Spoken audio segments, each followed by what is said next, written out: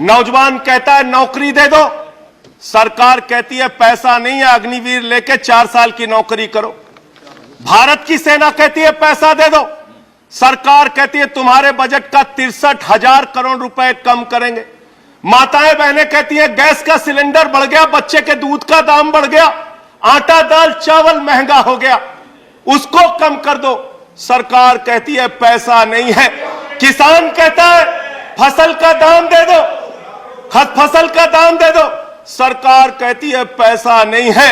अरे बुजुर्ग कहते हैं हमारी रेल की तीर्थ यात्रा, उसकी रियायत क्यों कम कर दी, सरकार कहती है हमारे पास पैसा नहीं है। देश के लोग कहते हैं शिक्षा का बजट तो बढ़ा दो, सरकार कहती है 2% से ज्यादा बजट नहीं है। अरे स्वास्थ्य का बजट तो ठीक कर दो, मोदी जी, सरकार कहती है पैसा नहीं है। मानवर ये पैसा गया कहां, किसके पास गया ये पैसा? अरे ये पैसा गया नरेंद्र मोदी जी के मित्रों के पास गया, मित्रों के पास गया। मैं आपको बताता हूं मान्यवर कहां कहां गया। 20,000 करोड़ रुपए लेके नीरव मोदी मेहुल चौकसी भाग गया, 10,000 करोड़ रुपए लेके विजय माल्या भाग गया, 3,000 करोड़ रुपए लेके ललित मोदी भाग गया, 6,000 करोड़ लेके नितिन संदेशरा भाग गया। और ये मेरी जानकारी नहीं है, ये मेरी जानकारी नहीं मान्यवर, इस सरकार ने बताया पूंजीपतियों का 11 लाख करोड़ रुपए माफ किया। 11 लाख करोड़ रुपए आप जीरो लगाते लगाते थक जाएंगे मान्यवर, इतना पैसा इन्होंने पूंजीपतियों को माफ किया।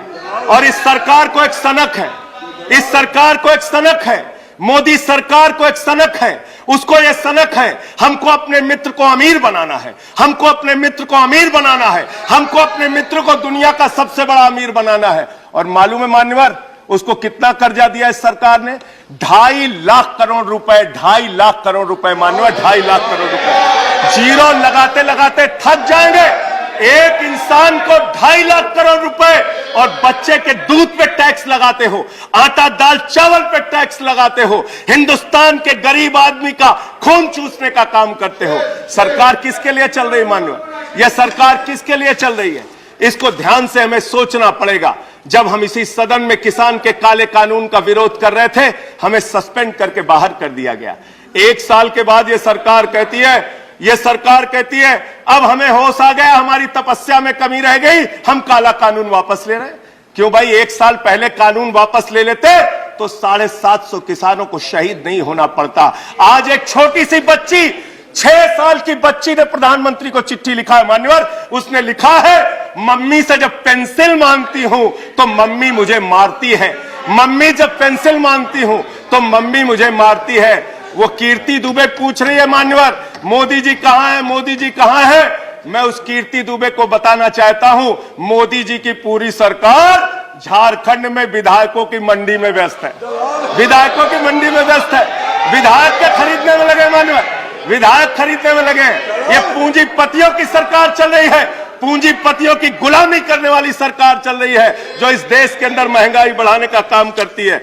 गरीब के लिए खाने के लिए पैसा नहीं, 800 दवाओं पर, कैंसर की दवा पे, किडनी की दवा पे, टीबी की दवा पे आपने दाम बढ़ा दिया, आपने अस्पताल के कमरे तक पे दाम बढ़ा दिया। आपकी सरकार डीएचएफएल के लिए काम करती है। 34,000 करोड़ रुपए बैंकों का घोटाला डीएचएफएल ने किया और 29 करोड़ रुपए भारतीय जनता पार्टी को चंदा दिया है मान्यवर। इनसे हिसाब मांगना चाहिए। क्यों नहीं जाती ईडी इनके पास, क्यों नहीं जाती सीबीआई इनके पास? इनसे सवाल पूछना चाहिए।